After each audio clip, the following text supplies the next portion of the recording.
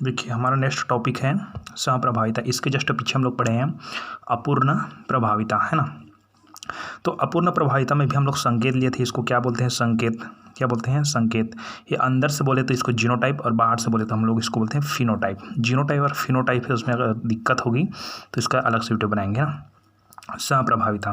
तो सहप्रभाविता और अपूर्ण प्रभाविता में बहुत कन्फ्यूजन होती है।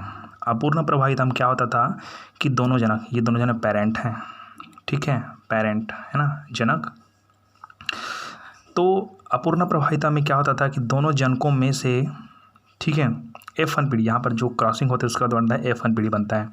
तो F1 पीढ़ी में दोनों जनकों में से, ठीक है, किसी एक के लक्षण की प्रभाविता ना होकर दोनों के लक्षण के समन्वय फलस्वरूप नए प्रकार का संतति बनती थी, वो अपूर्ण प्रभाविता है। सहप्रभाविता में दोनों का प्रभाव क्लियर होगा, ठीक है, लेकिन कैसा होगा आगे देखते हैं, है ना। तो चलिए देखते हैं इसको हम लोग क्या मानते हैं, सहप्रभाविता, ठीक है। मैं परिभाषा भी साथ में देते जाऊंगा। तो एक कैपिटल आर को हम लोग किससे प्रदर्शित करते हैं? रेड।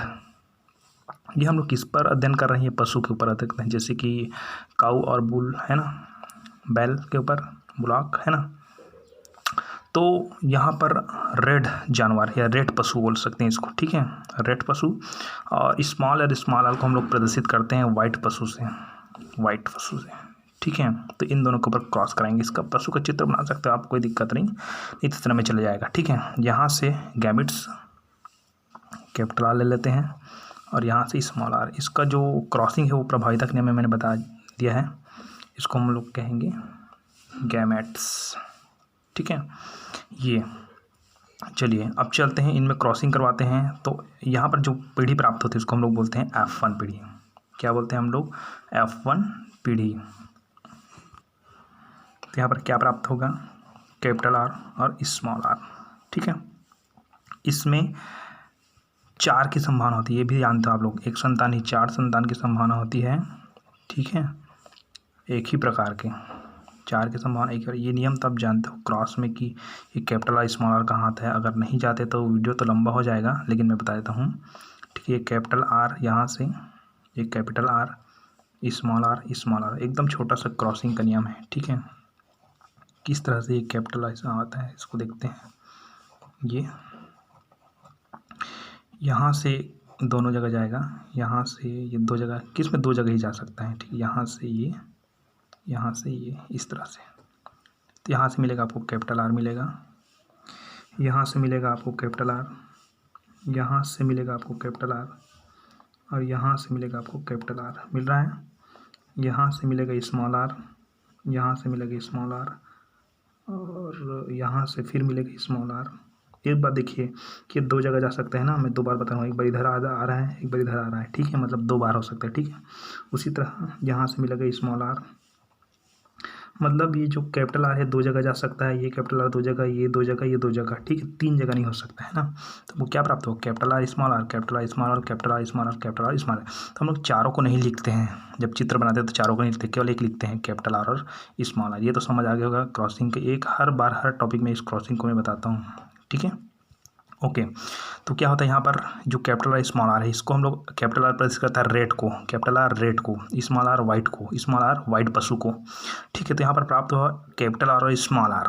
अब प्रभाविता के नियम के आधार पर ये जो कैपिटल आर है स्मॉल आर के ऊपर प्रभावी रहता है, रेड है वाइट के ऊपर प्रभावी रहता है, ठीक है, डोमिनेंस रिसेसिव के ऊपर प्रभावी रहता है। ऐसे टाइप से हम लोग देखते हैं। तो यहाँ पर जो प्राप्त होती है उस पीढ़ी को हम लोग क्या नाम देते हैं? F1 पीढ़ी। कौन सा नाम देते हैं? F1 पीढ़ी। तो इसका क्या नाम हो जाएगा? ये रेड है, ये वाइट है, तब प्रभाविता के नियम के अनुसार क्या होना चाहिए था? रेड, लेकिन यहाँ पर हो जाता है रॉन, ठीक है।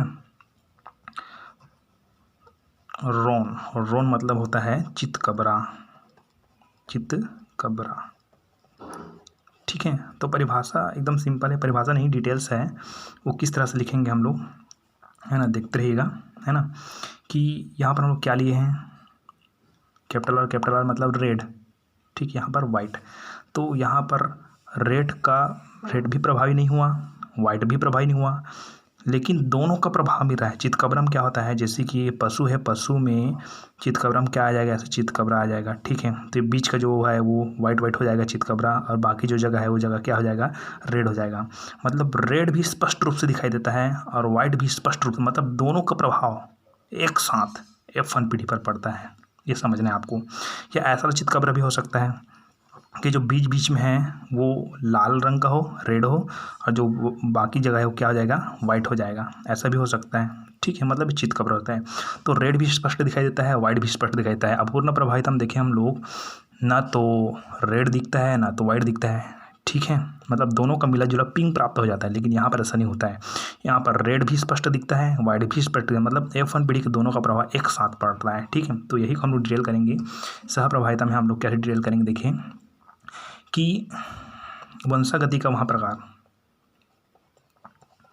वंशागति का वह प्रकार जिसमें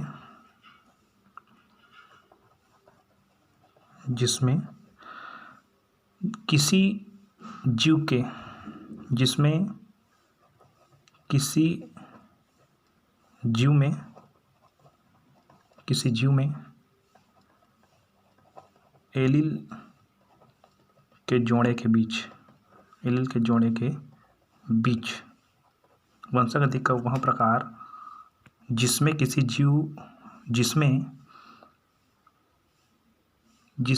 जीव में एलील के जोड़े के बीच क्रॉस कराया जाए। इसको समझाऊंगा मैं बाद में, कराया जाए।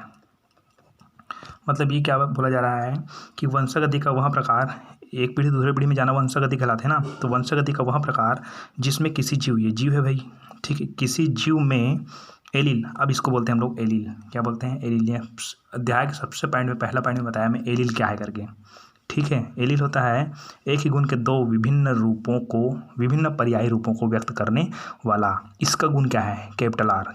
इसका गुण क्या है, ये जो है कैपिटल आर है, ये प्रदर्शित करता है रेड को।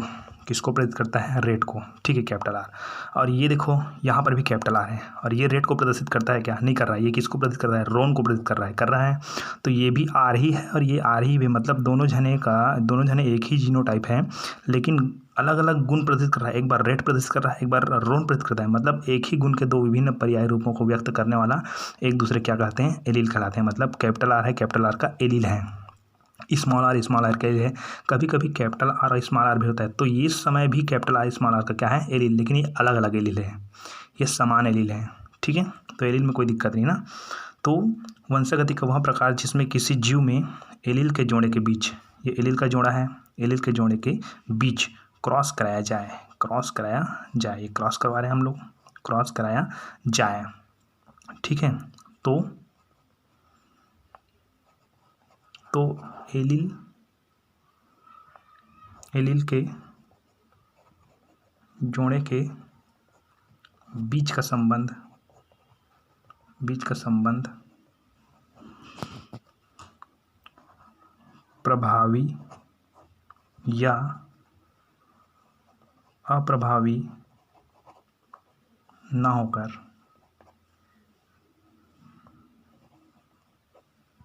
दोनों का प्रभाव F1 संकर में एक साथ पड़ता है। मतलब क्या बोला जा रहा है कि वंशागति का वह प्रकार जिसमें किसी जीव के एलील के जोड़ा, ये जोड़ा में ना, ठीक है, ये दोनों जने जोड़ा में, ये जोड़ा में है, ठीक है, एलील के जोड़े के बीच क्रॉस कराया जाए। तो एलील के जोड़े के बीच का संबंध प्रभावी या अप्रभावी न होकर। अब देखिए, प्रभाविता के नियम में कैपिटल आर है, स्मॉल आर के ऊपर प्रभावी रहता है। मतलब कैपिटल आर क्या प्रदर्शित करता है, रेड, स्मॉल आर किसको प्रदर्शित करता है, वाइट। तो यहाँ पर वाइट को, तो यहाँ पर जो कैपिटल आर और स्मॉल आर आया है ना, यहाँ पर प्रभाविता के नियम के अनुसार देखें तो कैपिटल आर रेड है, तो यहाँ पर संतान क्या आना चाहिए था, रेड आना चाहिए था, लेकिन ना तो रेड आया है और ना तो वाइट आया है, ठीक है। चितकबरा आ गया, मतलब क्या आया, पूरा रेड भी आ गया, वाइट भी आ गया। देखिए पूरा रेड नहीं आया है, पूरा वाइट नहीं आया है, लेकिन रेड आया है ना, रेड मिलेगा ना, वाइट भी मिलेगा, मतलब स्वतंत्र रूप से दोनों जने आए हैं, ठीक है। लेकिन कम्प्लीटली रेड नहीं आया, कम्प्लीटली वाइट नहीं आया, मतलब ये इसके ऊपर प्रभावी नहीं है, ये इसके ऊपर प्रभावी नहीं है, ऐसा कुछ प्रभावी और अप्रभावी वाले नाम की चीज़ ही नहीं। इसलिए यहाँ पर बोला गया है कि यदि एलील के जोड़े के बीच क्रॉस कराया जाए तो एलील के जोड़े के बीच का संबंध प्रभावी या अप्रभावी ना होकर, कोई प्रभावी या अप्रभावी वाली बात नहीं है, प्रभावी या अप्रभावी ना होकर दोनों का प्रभाव, इन दोनों का प्रभाव F1 संकर में ये जो प्राप्त हुआ इसको हम लोग बोलते हैं F1 संकर, F1 पीढ़ी बोलते हैं और F1 संकर बोलते हैं इसको, ठीक है। इस पीढ़ी को F1 पीढ़ी बोलते हैं और संकर को F1 संकर कहते हैं। अर्थात एलील के जोड़े के बीच संबंध प्रभावी या अप्रभावी ना होकर दोनों का प्रभाव F1 संकर में एक साथ पड़ता है, दोनों का प्रभाव F1 संकर में, इसका भी प्रभाव पड़ता है, रेड भी दिखाता है, वाइट भी दिखाता है, ठीक है, साथ साथ होता है, ठीक है। बस इतना ही है, ये है आपका सह प्रभाविता, ठीक है, ओके। और डाउट हो तो आप क्लियर कर सकते हैं मेरे नंबर में, ठीक है, या कमेंट में कर सकते हैं।